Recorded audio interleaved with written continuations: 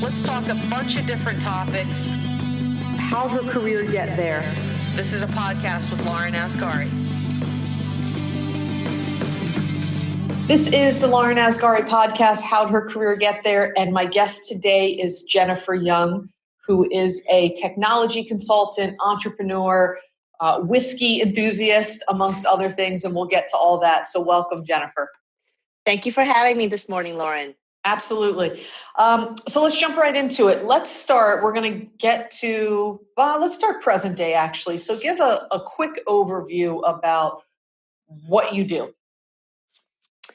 Well, that depends upon what day of the week, what hour of the day. I jokingly call my day job, my main job, I am a management and technology consultant. I've been doing this for my entire career. I have my own consulting company, and quite simply, we work with companies, nonprofits, government agencies to improve their business operations using technology. Quite simply, what we do. But I also love to dabble in other things. So I also have a event design business. I run a whiskey tasting club. And I guess the latest venture is we are in the process of starting a distillery here in Carroll County. I love that. And we are going to spend some time on that later because I find all the things that you do super interesting. So so we're going to come back to that. Let's go backwards a little bit. Let's talk a little bit about you as a little kid. Like, where did you grow up? Only child? What were your parents like? Is there some background context? Sure. I always tell people the short answer to the question of where are you from is New York. And some people leave it at there, and others start asking, oh, the city, oh, upstate. That lends to a longer answer. I was born upstate New York, moved around a lot when I was growing up, went to high school right outside Poughkeepsie, New York, spent almost every weekend in New York City. My parents have another place in New York City. So the short answer is I'm from New York because that's where I go home to visit my family. So now I want to throw you a little bit of a quick curveball. Preference, the city or outside of the city? I would say in my youth, definitely the city. Oh, yes. I couldn't wait to go down there every weekend.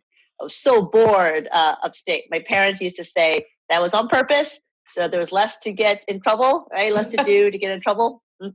Yeah, they're kind of right about that one. But as I've gotten older, I've definitely appreciated the being outside the city a little bit, just the beauty of nature around you, and just a more relaxed atmosphere.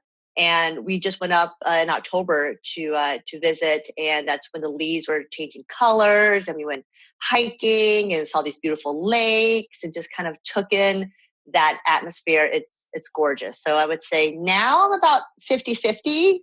Back then, more like 90% city. I prefer 10% not city. It is beautiful. New York is a beautiful state. So many scenic parts of it. Yes, it is. All right, so take us back. So I got us off course there because I was curious about that. But talk to us about you as a little girl. Sure. I do have one younger brother. He is 4.5 years younger than I am, and he was when I was younger. I thought he was a little bit of a pest, but as we gotten older, we definitely become very, very close. He lives in Austin, Texas, with his family. But me as a kid, I guess you could say I was a bit of a rule follower, a very studious young lady. My parents probably thought I should have been a little bit more studious. I thought I was very studious. I think my mom and dad would peg me as, I wish you were a little bit more studious. I was one of those who was very active in school, was involved in every single club and community youth groups or whatever else it might be. So I was definitely a busybody when I was younger. Sports was one thing I did not really dabble much back then. My mom and dad would say is that my mom would tell me, she would say, if I saw a glimmer of talent, any sort of sporting thing, we would have put you into that. But we didn't. So we put you over here with music and studying and things. Your like strengths are elsewhere. Yes. I learned at a young age to understand what your strengths are and where they might not be. What would you say are either individually from your parents or collectively lessons that you learned as a kid that very much impact or carry through to who you are today? I would say working hard, not giving up.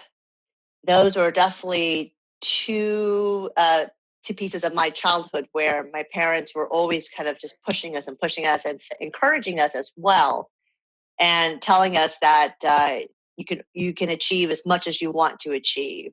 And sometimes their sights were set a little higher than ours, or we did not really notice our own potential for things. But definitely perseverance and working hard. I do reflect when I was a kid, I played the piano, and my mom made me practice every day for an hour. There are some days I didn't want to practice. My friends were outside waiting for me to play. My mom made me every single day, and I hated it sometimes. Of course, fast forward several years, I realized the life lessons my parents were trying to teach me about prioritizing, about realizing work hard now, you can play later. Don't cut yourself short. Don't sell yourself short. Don't give up when things are tough. And those were life lessons that I didn't appreciate until a little bit later in life. Mm-hmm. And how much, because let me ask this question first. What did you want, I'm air quoting as I say this, what did you want to be as you grew up when you were a kid? Did you have your sights set on something? I bounced around a little bit. At one point, I wanted to be a Supreme Court justice. At one point, I wanted to be this big time surgeon. At one point, I thought I'd be like CEO of some major Fortune 50 company. So I bounced around a little bit. And do you, I think that your story in terms of the parents pushing you is common for a lot of people. Do you, like, during looking back on it, as you said, you probably look back and say, oh, great, like I understand now, like as an adult, why that mattered so much. Were you naturally good in school? Did you naturally, because you went to MIT, which is, needless to say, no slouch of a college. So were you naturally good in school? Was that hard for you? Do you feel like the academic world was where your natural kind of talents lied and your parents just further enhanced that? Or was that really a struggle for you, but you felt like you kind of didn't have an option just because of your how you were raised? I would say that school was not difficult for me as a elementary, middle school, high school. It was not very, very difficult. So I was very fortunate in that. But my dad is very math and science. My dad came to this country to get his doctorate. My mom was very liberal arts. She was very creative. She studied business. So you could say I kind of got the best of both worlds in my life. And having parents who were very big on education, having my dad who's big in science and math, we were taught some things early on. And my parents saw that we grasped it and kept adding on. So I kind of had some enrichment at home in terms of advancing our academics and everything. And so it wasn't super challenging in that sense, but I also had, I said, built-in tutors or coaches at home. My mom would say that when I was a kid, they didn't think I'd be very good at math. My mom is not like the most math-oriented person either, so she thought maybe I'd be more like her than like my dad. When I was 5 years old, my parents were a little concerned because apparently I couldn't count past the number 15. And they were really concerned I couldn't count past 15 and thought maybe I would not be very math oriented at all. They were wrong, and I did fine in math, but they looked for our strengths and they did guide us certain ways. They wouldn't force us to do something if it didn't come naturally or we wouldn't succeed. So I think because they saw in my brother and myself this propensity for studying, for academics, they shepherded us that way and encouraged us to take many opportunities in that path. And so let's fast forward. So you go to MIT and you study what there? So this was my phase of, I'm going to become this doctor. So I studied biology. I was a biology undergrad, economics minor, pre-med, ready to go, until I realized I don't think I really want to be a doctor. The story that I always tell is that my freshman year, people used to tell me, if you want to be a doctor, you got to have this passion, this passion. That's what will drive you to even endure going through 4 years of school, pre-med, take the MCATs, med school, et cetera, et cetera. And I thought as a freshman, I have this passion. I got this. And then I watched the upperclassmen and I realized their passion for the field. And I realized I don't have that. So I switched courses a little bit. I stayed as a biology major, but decided that perhaps med school is not for me. And I also realized I'm a little squeamish looking at blood and stuff. So I probably not a good field for me. And so then you graduate and you go where? Like, what's your first job? Graduated, moved right down to the DC area. And first job was with a management consulting company, a large management IT consulting firm that had an international presence. And I thought, I'll come down, work 2 years. Back then, we traveled a lot for our projects. So, road warrior. And then go back to grad school, move back to New York. Well, 20 some odd years later, I am still in the area, have not left and moved back to New York. And then, so you're working there, and then take us through like your 20s, just like a progression, career progression, and then ultimately how you got to starting your own business, technology consulting company. Sure. When I was in college, if those of us who decide not to go into medicine or academia or further our science background, investment banking and consulting were very popular fields to go into. To look for very analytical people to come and join. So I hopped on that bandwagon and I went to consulting. My parents did not understand that I was going to become a consultant because they thought, you are 21 years old. How in the world do you know anything to be a consultant? But I went to that and had a great career, had a very fast track career, and was doing work that was already a post MBA level work within a few years of being there. So it was great. Traveled a lot, learned a lot. At that time, my mind was always set on big firms. That's what we knew. And then as I kind of worked through this company and met other people in other companies, I noticed that there's a plethora of small businesses that have some amazing opportunities as well. So a friend of mine was working for a small firm in DC. She said, you would love it here. They do all strategy, management consulting. They work in public sector, which I have a bit of a passion for. Come join us. 80-person company. So I'm going from this massive international company to an 80-person company in DC. I went and loved it. Worked on the White House complex for the first couple of years, met a lot of amazing people, and saw what it was like to be a small business and what it's like to kind of dabble in your own a little bit. And then a couple years later, I was happy there, but a couple years later, a colleague of mine was starting his own company. And he approached me and said, I need someone like you. Come join me. And I thought to myself, oof, at that time, it was just him in the company. I'm like, do I want to take this risk? Do I do it? And I was in my late 20s, wasn't married yet, didn't have any kids or anything, and thought about it. And one of my mentors from my first job, he and I talked about it, and he said, what's the worst could happen?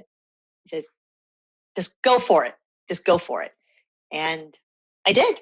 So I joined that company, became one of the first couple of employees, and it was an amazing experience. I was there for over 10 years, almost 11 years, helped grow this company to over 100 people, a huge presence in the federal consulting market down in DC, managed many projects, and I was responsible for so many different things. It was such an amazing experience, especially someone like me who I didn't think I'd be an entrepreneur, to have that. And that opened my world up even more so around starting your own. I got a little burnt out in 2016. and thought to myself, I need to take a little step back, a little bit of a break. That's why I started my own company. And now it is wonderful. I pick and choose what projects I want to work on. And I kind of pick and choose when I want to work. And it's been great. Absolutely, absolutely wonderful. Not sure if I really want to expand my company and grow that more. I'm still debating.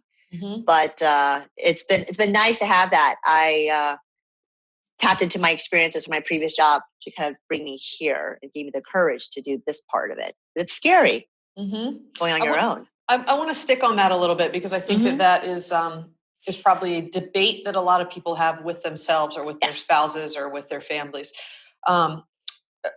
Would you? So I'm gonna kind of ask in a couple different ways. I guess my first question, Tyler, was where do you put yourself on a spectrum of risk? Are you risk averse? Are you risk tolerant?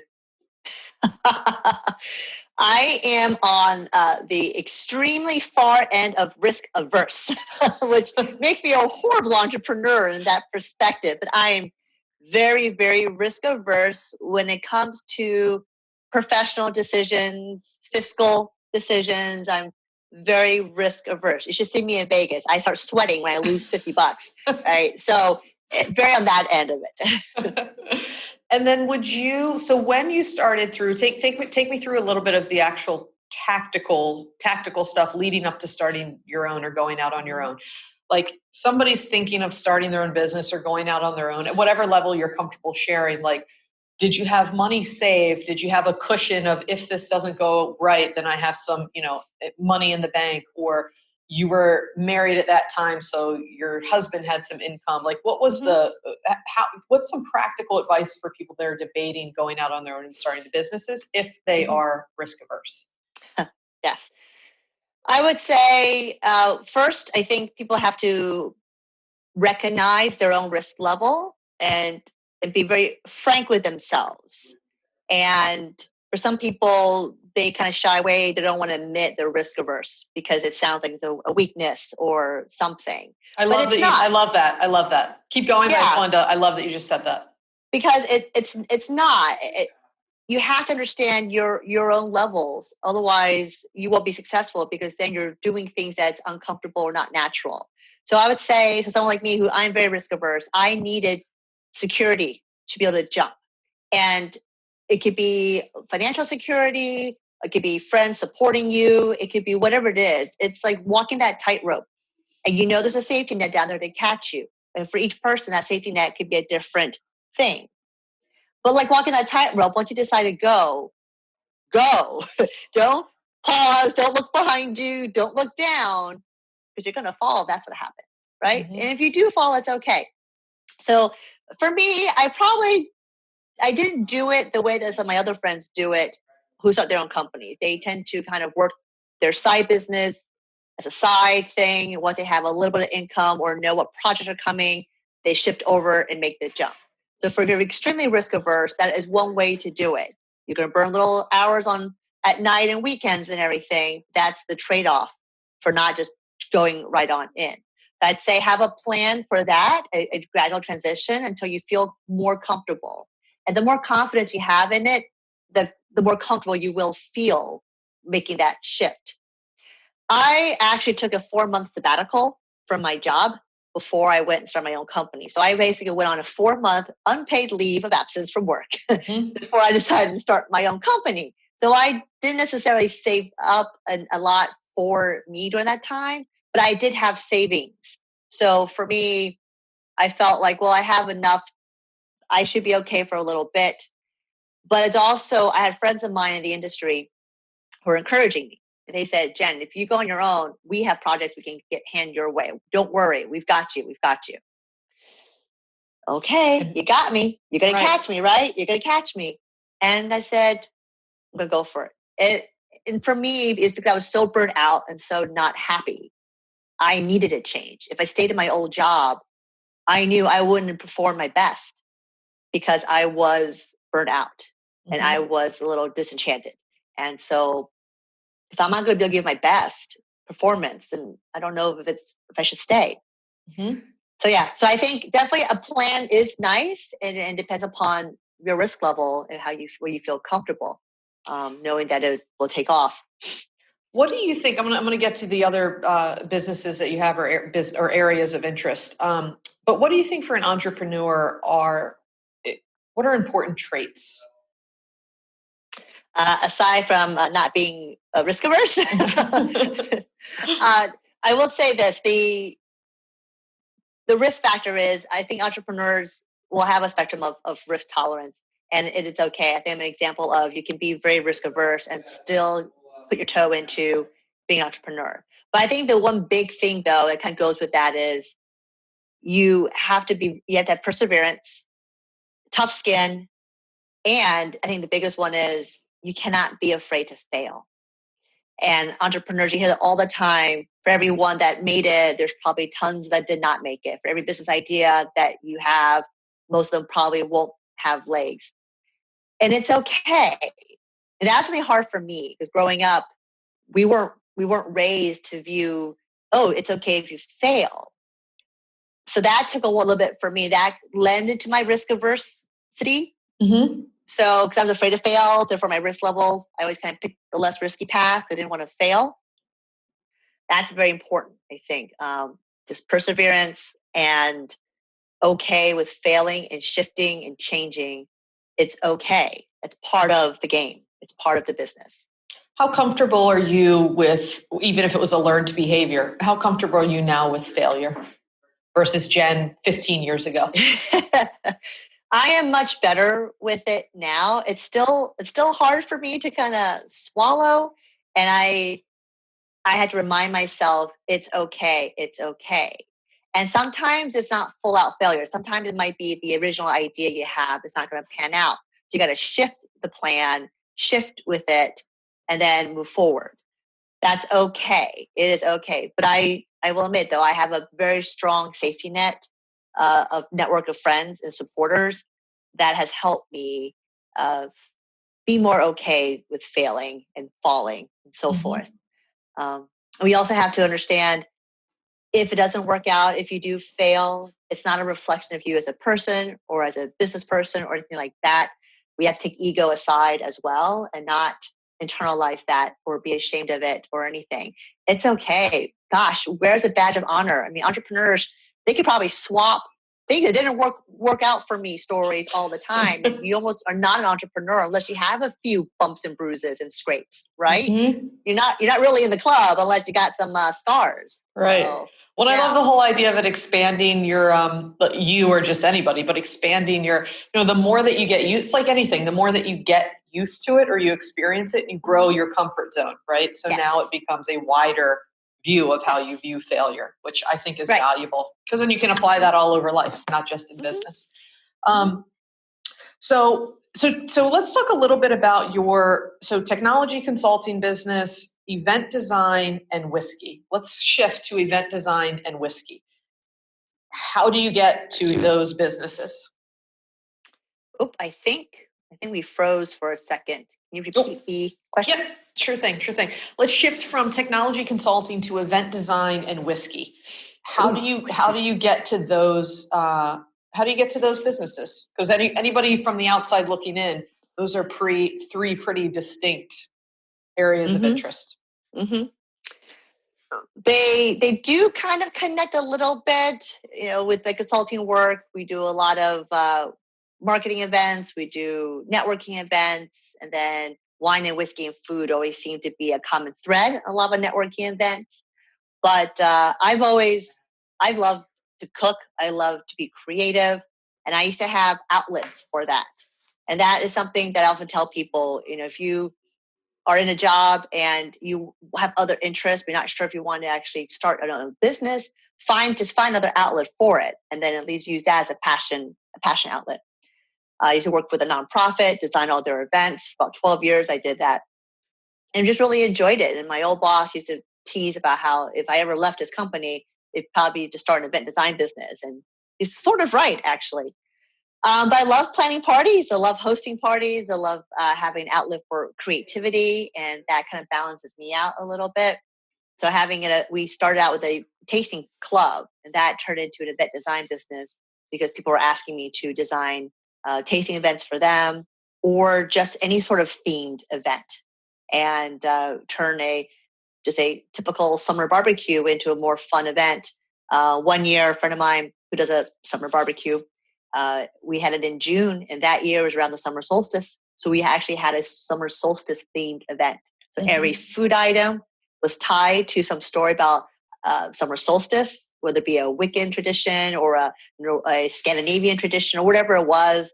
We researched the heck out of the topic, and every food item, every cocktail we designed fit that theme. Everybody loved it. Everybody really, really enjoyed it.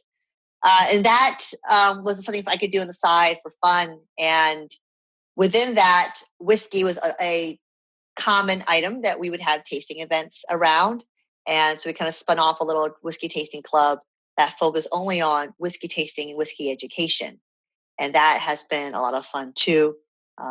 So it's an opportunity for me to geek out a little bit and study more on a topic that I really love. And it's been a lot of fun. So let's continue down the path of the of whiskey because I think it's an interesting part. You know, a lot of people that I talk with on this podcast, we kind of talk about they're somewhere now, and we're talking about how they got to where they are. I think the whiskey thing is interesting because you're in the earlier stages of that project. Is that fair to say?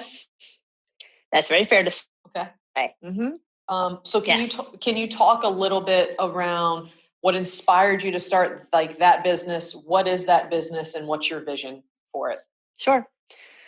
So as my whiskey tasting club, I was able to kind of geek out on things and everything. It's called Whiskey Labs. To kind of tap into my science nerdness and everything. And every whiskey tasting was kind of a science experiment and stuff. But taking that idea, after a few years of that, I thought to myself, gee, it'd be kind of cool if I could make my own one day. And that was like a pipe dream. Consulting work is doing great. What do I know about opening up a distillery? And when did you know? Fast forward a few years, we're opening a distillery if everything goes well. Sure. And it's just taking that passion and channeling it even further and further and further. And that is something that we are looking to do here in Westminster, Maryland. It's called Covalent Spirits. It's going to be a small distillery, tasting room, event space. In a way, it's going to be the culmination, I think, of all my little businesses, because we're going to have events there. We're going to design tasting events. We're going to have private events allowed to use our space. I get to play around with the science side. I can tell my mom and dad I'm using my biology and chemistry background from MIT. We're going to make some spirits and tinker with that.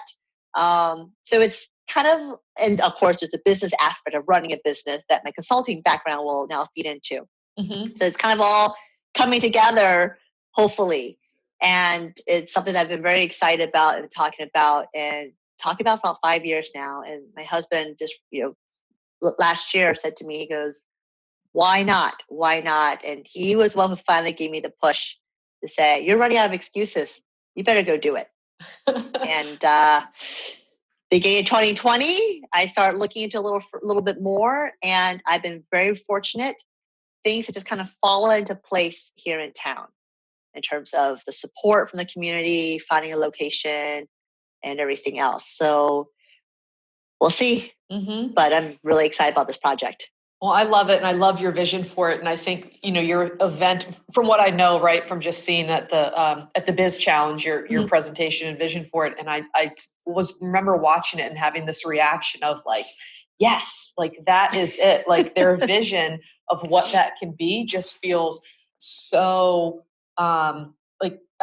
modern, contemporary, on point, like trendy, but in like a very like good way. Like that it just makes total sense. So I wish you much success with that. Thank you.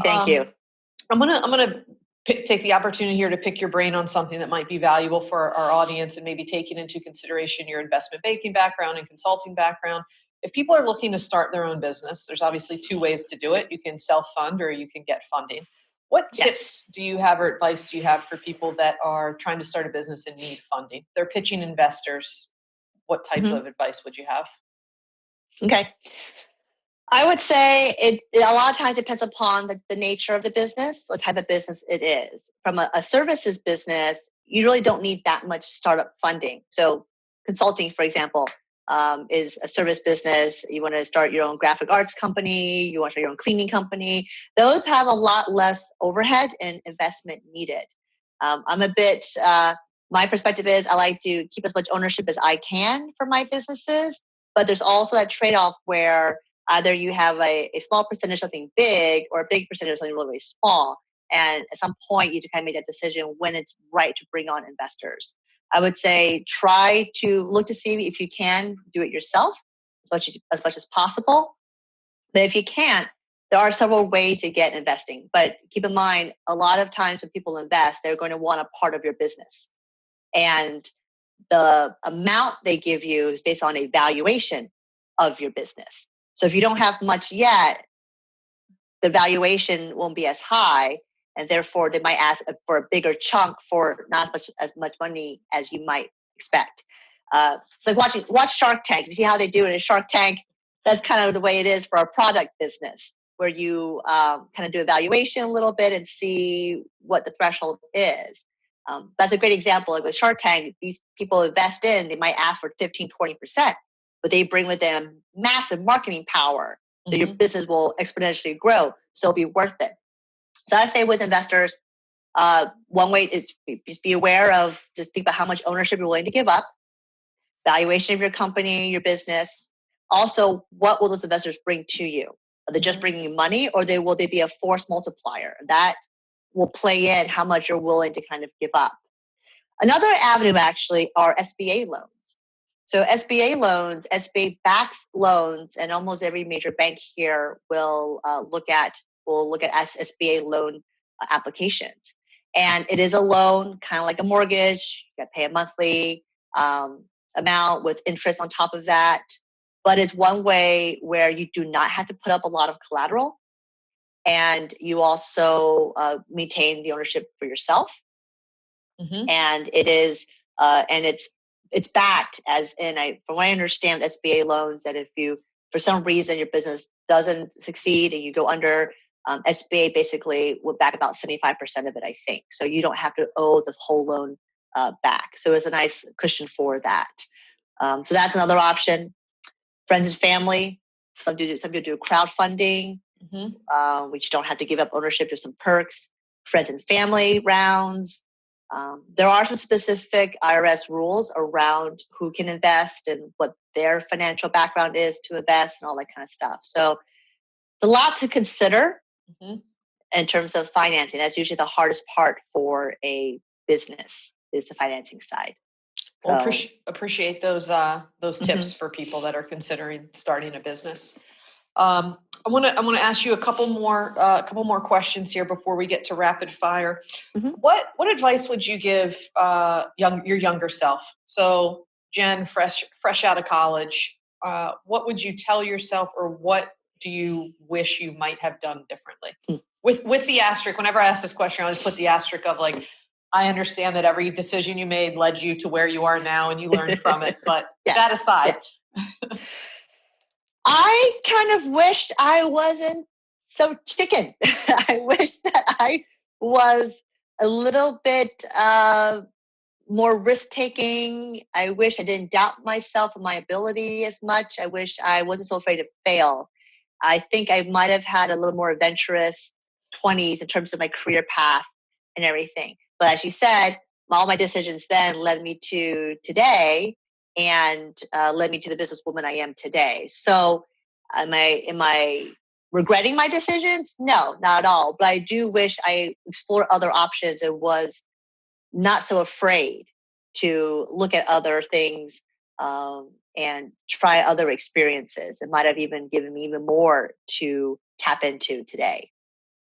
And did you have mentors along the way? And if so, what were one or two distinct lessons that you learned from them?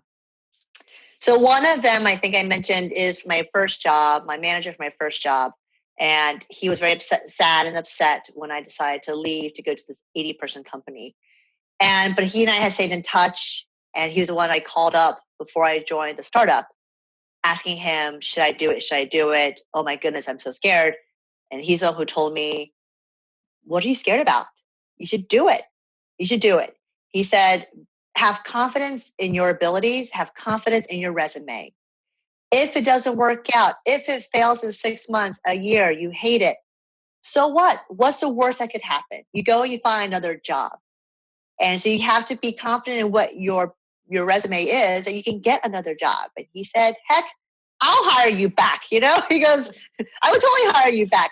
And that's what it is. You have to be confident. And that is something I've learned, that if you want to be an entrepreneur, you have to be confident. Now, some of us are probably a little overconfident at times. Delusional? Don't be delusional. A little bit too optimistic or a little too confident. But you have to be your own biggest cheerleader and supporter. And you have to really believe in yourself and doing it. And as I said, that tightrope, you just go, right? You don't doubt, you don't wonder, you don't second guess. You just go and you do it and just be confident. So that was a very important lesson. They reminded me that, oh yeah, I should be. And that's when I started my own company. I had that in my mind still. I said, I'm starting my own company. I'm hoping I'll get a few contracts. I'm trusting my resume. Worst case scenario, 6 months to a year, I go get another job, right? Not really a big deal. And so that has stuck with me ever since. And how do you, my last question before I get to rapid fire, how do you define success? I think my 20-year-old me might have a different definition than 40-something-year-old me. But I like to think I'm a little bit wiser now than I was in my 20s. I would say success is being happy, quite frankly, being happy. And for each person, that will mean something different. Some people, being a CEO of a major company is being happy. Some people doing public service work all the time, working in Africa is happy.